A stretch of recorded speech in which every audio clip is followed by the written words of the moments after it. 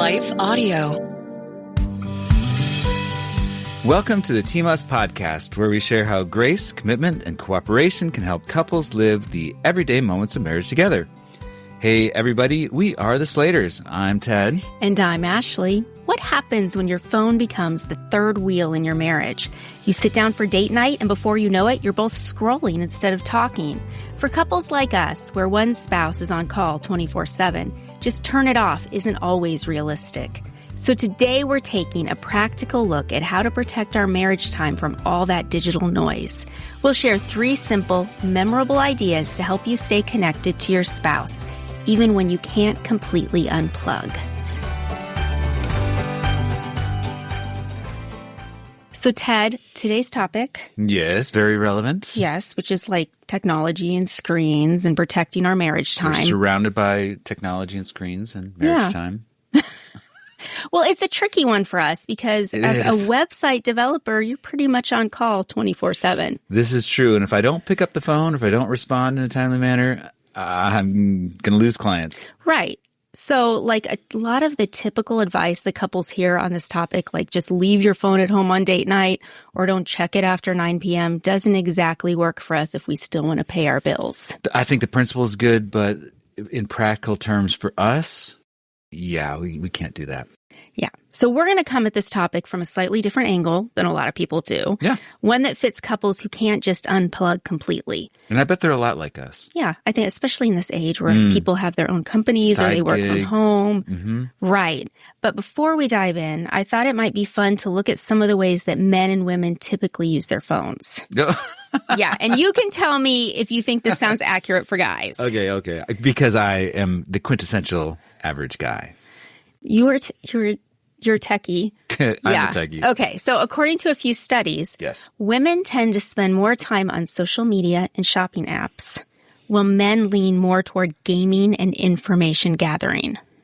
I don't know. I do all 4 of those things. This is true. I've got a little game I play. I search for information. I spend time looking. The last few days have been looking at shopping stuff for belts and subwoofers and other important things and catch up. So you are like the every man and woman. You're just Yeah. like... And what was the first thing that guys at technology?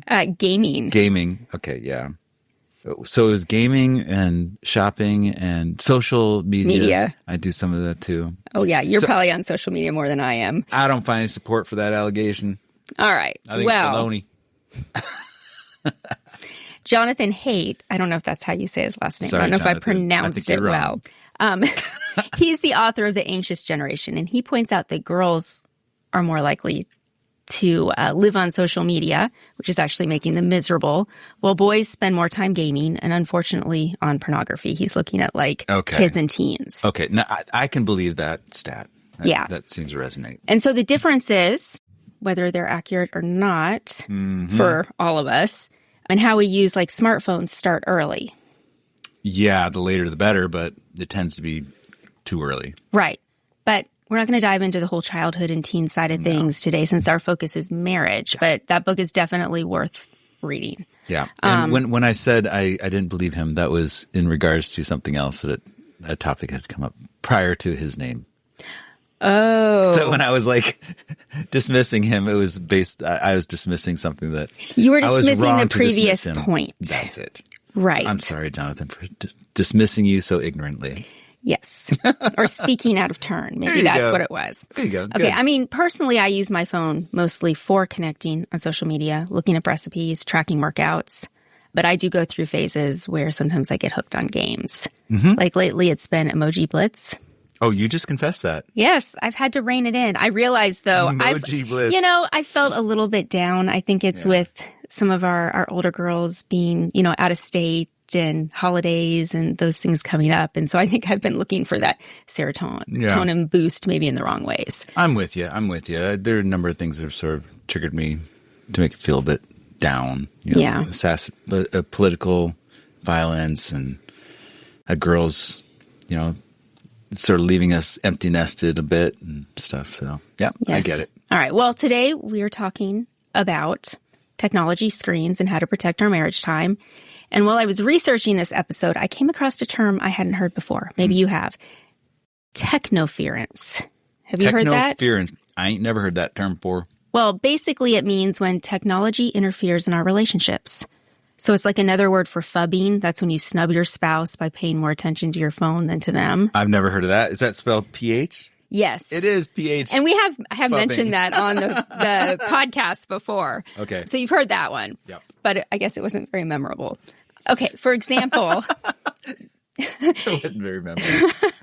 Utah State University describes technoference as when your spouse is sharing something meaningful and you're half listening while scrolling or checking messages. Yeah. Okay. It's that like constant preoccupation with emails, notifications, and social media that chips away at connection without us even realizing it. Yeah. If I don't practice what we talked in our previous episode about the big, what is it called? The big baby pivot. Big baby pivot. That would be me. I have to literally and physically put my device away from me and turn toward you. Because, I can be a big fubber.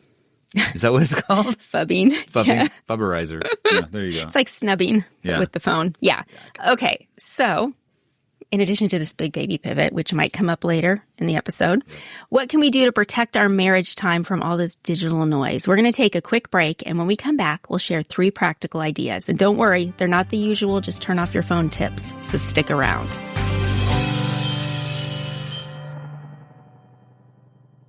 Did you know that Gen Z and millennials are leading the resurgence in church attendance? That's right. New research out from Glue and Barna as part of the State of the Church initiative shows that Gen Z and millennials are now attending church more regularly than older generations. This is a historic reversal in church trends. And Glue, spelled Gloo, is at the center of all of this. They're the technology platform for the faith ecosystem, connecting you with the latest research, technology, and values-aligned AI that supports churches, and ultimately, human flourishing. Glue is on a mission to serve those who serve, the pastors, leaders, publishers, and more in the faith ecosystem. That's high tech for a higher purpose. You can stay up to date with everything happening at Glue and across the entire faith ecosystem by texting JOIN to 46816. And when you text today, they'll send you the latest research from Glue and Barna about this historic church trend. Again, that's the word JOIN to 46816. Health insurance rates are surging in America, leaving millions without affordable options. If you're sick of having paychecks eaten up by healthcare costs or dealing with mega corporations, then listen to this. Christians don't need to waste money on a broken system. That's why I want to tell you about Christian Healthcare Ministries. It's an alternative to traditional health insurance at half the cost. With CHM, fellow believers contribute monthly to help pay each other's medical bills. There's no enrollment period, so you can join anytime. And you aren't restricted to provider networks, so you choose the doctors and hospitals you want. It's that simple. CHM is not insurance. It's a ministry that puts faith into action. Feel the difference of financial support and biblical care from fellow believers. Join CHM today by visiting chministries.org/wellness. That's chministries.org/wellness.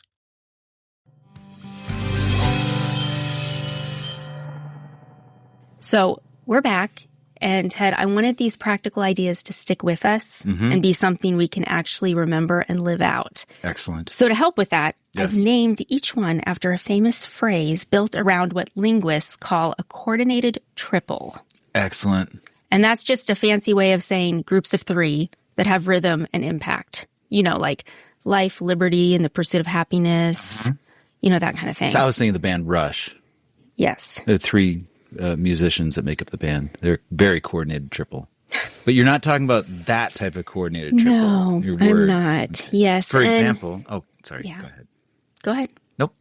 All right. Well, I was going to say this is either going to be clever or cheesy, but either way, hopefully it's memorable. It's both. We'll find out. All right. You ready for the first one? Oh, yes, born ready. Okay. I may mispronounce this because that's my thing. Veni, vidi, vici. That works for me. Or I came, I saw, I conquered. That was Julius. Yes, it's one of Julius Caesar's most famous lines. And he supposedly said it after a lightning-fast victory in 47 BC. And really, it's like a perfect example of efficiency. You see the problem, you handle it, you move on. Yeah, that's good. Okay, that's really good. So how does this fit into protecting our marriage time from technology and I screens? have no idea. Yeah, you're going to have to make this work for me. All right. Well, think of it as a mini battle plan for when we have to use our phone during couple time. So, okay, for those listening, picture this. Yes. You're out for date night or just relaxing at home together, and one of you gets a work text that actually needs your attention. You grab your phone and respond, but then you notice a notification, and suddenly you're checking an email, scrolling headlines, or maybe even peeking at social media. 5 minutes later, 10 minutes later, your attention has shifted from your spouse to your screen. Ooh, that's and no you good. didn't even mean for it to happen. No, what a waste of a date night or a whatever you're doing together. Right. But what if instead you vini, vidi, vici that moment? Yes. You come, you see, you conquer. So I came is you pick up your phone with purpose. With purpose and focus, uh-huh. I saw you deal with the message that truly requires attention. I say there's one client that needs a response from me, needs me to do something. Right. And I conquered. You put the phone back down and rejoin your spouse. Okay. And that's it. Boom. So there's no scrolling, no spiraling, no let me just check one more thing. Vini, vidi, vici gives all of us who are married a clear, strong plan for protecting connection in a world that's always buzzing for our attention. And that's good for both members of the couple, too. Yes. You know, like if I'm getting the call and you take care of something and you clear caches on a website, for example, yeah, I'll do it. I'll be free to spend 3 minutes on doing that, and then I'm done. Right. And then you have the understanding that, okay, this is important. It's work related. We'll give them the time to do this.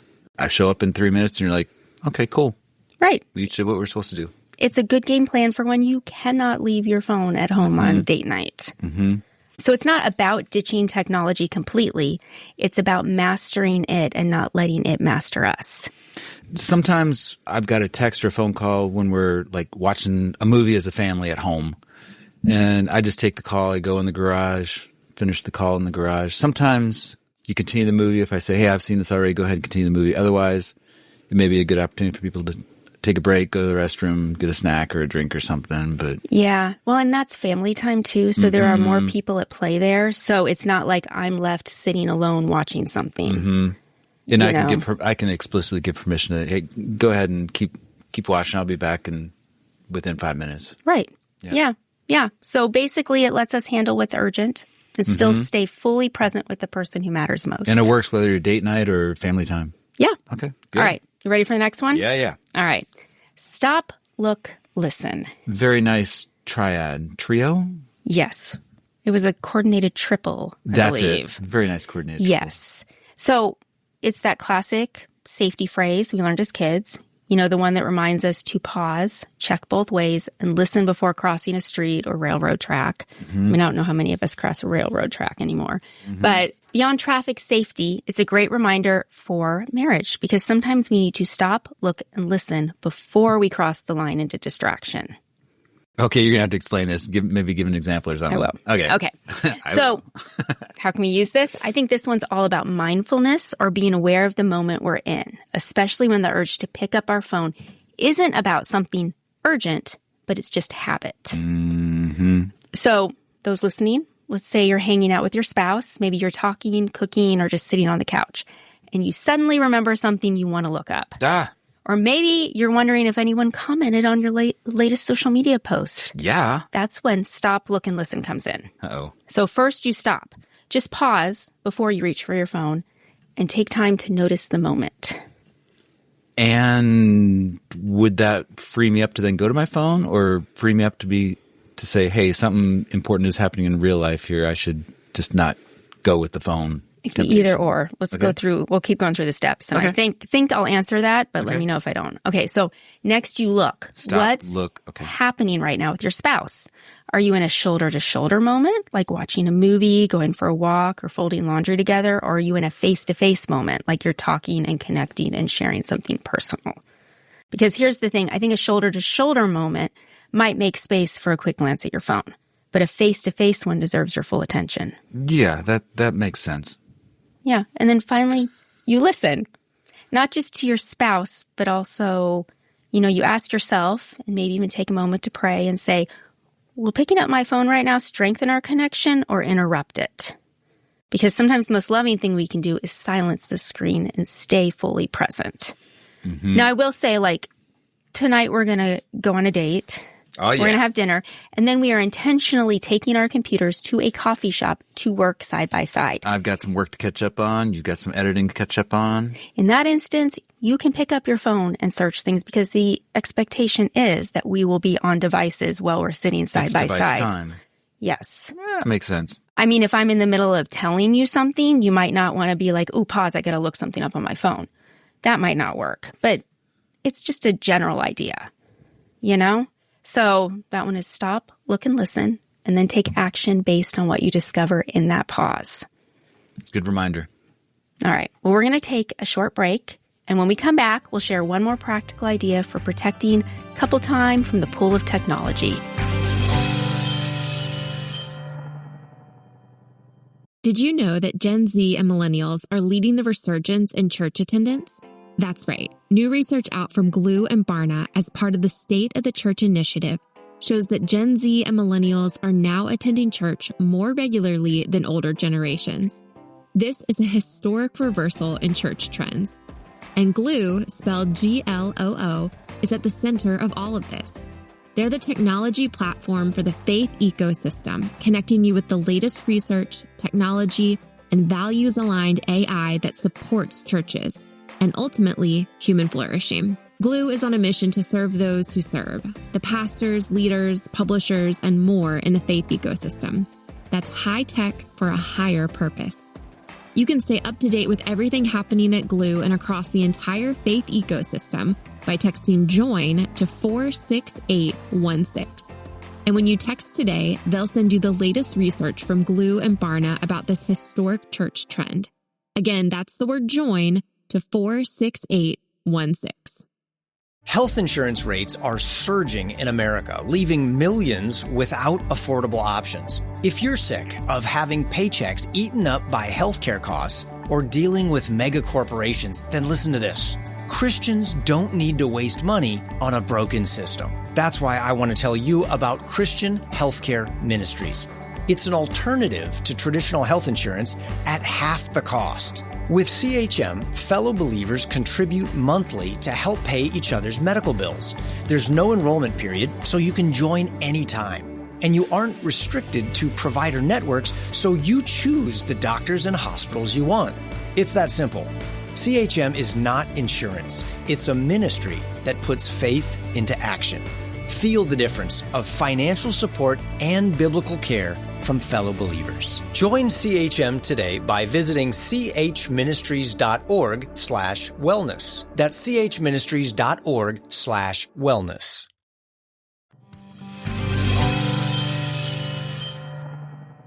All right, we are back, and we've been sharing practical ideas to protect our marriages from digital noise.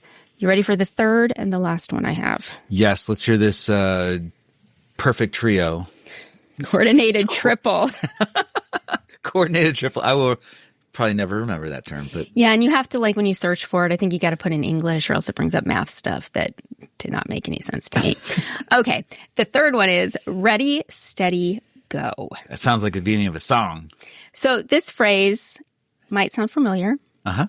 It's the British version of ready, set, go, but I like this one better. It's more fun to say, and it's kind of got that English charm. But it reminds us that connection takes intentional movement, just like starting a race. So we can use this one when we're already on a device, maybe our phone, laptop, watching TV, and our spouse makes a bid for connection.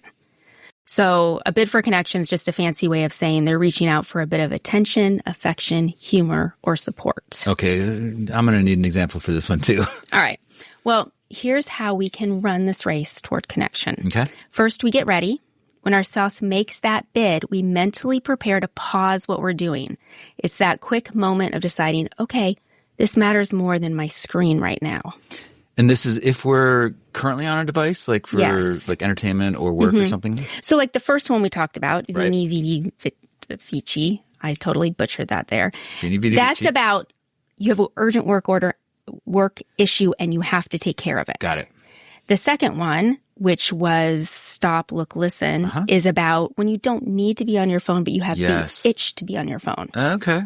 And this one is about when you're already on your phone. That's good. And your spouse comes into the room. Excellent. So they're all for kind of different situations. That's super helpful. So after we get ready, next we steady. Steady. So one of Merriam-Webster's definitions of steady is direct or sure in movement. So we take action. We actually set down the phone, close the laptop, or even do what we call the big baby pivot. I told you I would mention it from last week's episode. Do you want to remind people what that is? The big baby pivot is like if I'm working on something on my computer, my wife Ashley comes in and says, "Hey, Ted, can I talk to you about something?" What I do is I turn my chair away from my computer and look to my wife in the same way that one might turn toward a baby who is looking at them with their arms raised up, implying, "Hey, can you pick me up? Right. Give me attention." Yep, good. All right. Well, now sometimes we can't immediately steady. Maybe we're in the middle of sending an email or editing a paragraph or coding a website, and that's okay. I think what matters here is communication, so we can say, "Give me a couple minutes to finish this, and then I'll give you my full attention," because that simple acknowledgement tells our spouse that I see you, you matter, and I want to be fully present when I respond. Oh, that's helpful, actually, that you said that. Because a couple of times in the last week, you've needed something, but I've been literally in the middle of a sentence, typing a sentence, or in the middle of a piece of tricky code. And I haven't even verbally responded to you. I just like raised my finger like, just a second. Or you have a look on your face. Or I got a frantic, scared look on my face like I'm going to lose this bit of code that's in the back of my brain. But I just put up a finger, and fortunately you haven't taken that as an insult or a, "Hey, leave me alone." But you see it as, what did you say? That I'm acknowledging your desire to engage, and I'm saying with my one finger up in the air, "Hold on just a second. I want to talk to you, but I got to get this word out or I'm going to forget it." Right. And I do this with our girls sometimes when I'm editing. They come in and I'm like, "I'm in the middle of a paragraph. Come back in a few minutes so I can give you my full attention." I could see how somebody could take that as rude. Yeah. Like, you want to talk to me. I'm like, "Oh, see my pointy finger?" I'm clarifying this, my pointy finger. See my pointy finger saying, "Hold on just a second." Somebody could be offended at that. Like, "Oh, yeah, tell me to wait." Yeah, but I think that might hint at deeper issues in the relationship. Yeah. You know.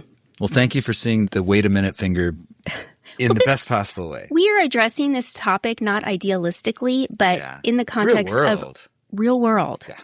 So, because there are a lot of idealistic ways you can not be on your phone, but if they don't work for a couple, then you're not even going to try them. You're going to try them and get really frustrated and give up. So, okay. So we ready, steady, and then we go. So once we're able to either immediately or in a few minutes engage, we turn, look up, and give our spouse our full attention. It's our way of saying, "You win the race every time." That's sweet. Yeah. That's clever. Good for you. All right. So to recap, Yes. Here are 3 practical ideas to help us protect couple time from technoference, specifically when we can't leave our phone at home, turn it off, or hide it in the other room. Would you like to read these? I would love to read the awesome triplets. The triplet of triplets. The coordinated triples. Vini, Vidi, Vici, or I came, I saw, I conquered. Yes, and this is for when we have to take care of an urgent task. Stop, look, listen. And this is for when we want to pick up our phone out of habit, but we really don't need to. Ready, steady, go. You should say that in a British accent. What? I almost did a French accent. I don't know. I'll mix up my accents. I can't do a British accent. I wish I could. Anyway, this one is for when we're already on a device and our spouse makes a bid for connection. Perfect. And now it's time for one more quick break, but stick around, those of you listening, because when we come back, we'll share this week's Us Time Challenge. And again, if you're new to the podcast or you just don't remember what the Us Time Challenge is about, each week it's something simple, fun, and doable you and your spouse can try together this week.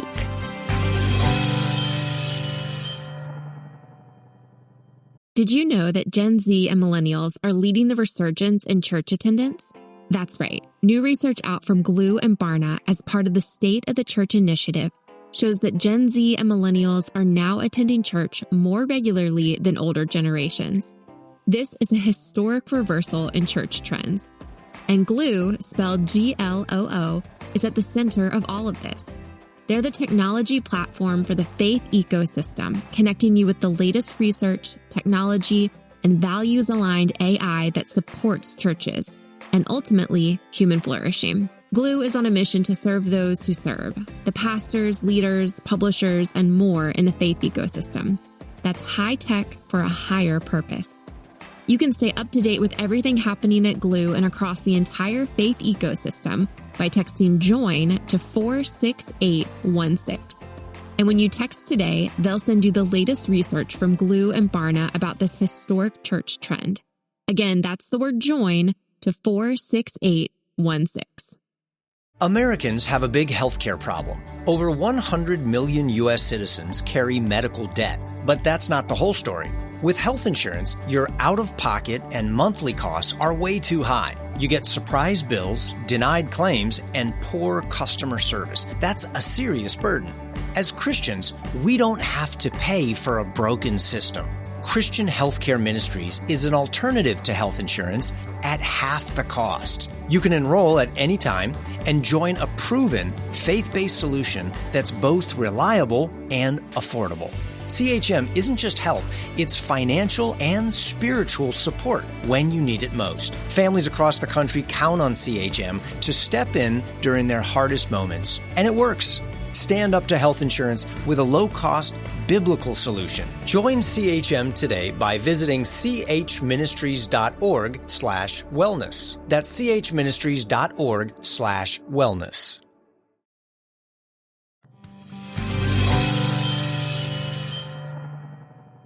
All right. So this week's Us Time Challenge is simple. I like simple.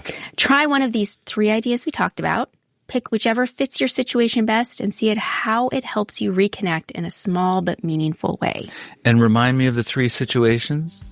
If you have a urgent work issue, or you just want to pick your phone up out of habit, but you don't need to, or you already are on your device and your spouse wants your attention. That is so helpful. Good. Perfect. So, all right. Well, thanks for joining us on the Team Us podcast. We're looking forward to next time as we keep talking about how grace, commitment, and cooperation can help couples live the everyday moments of marriage together.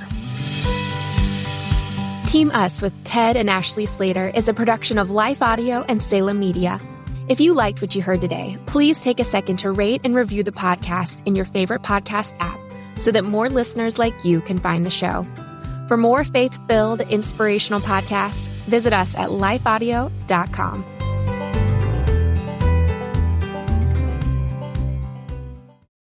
At Thrivent, planning your finances is bigger than money. It's a way to support the people, causes, and community you love, because helping you put your faith into action is at the heart of what we do.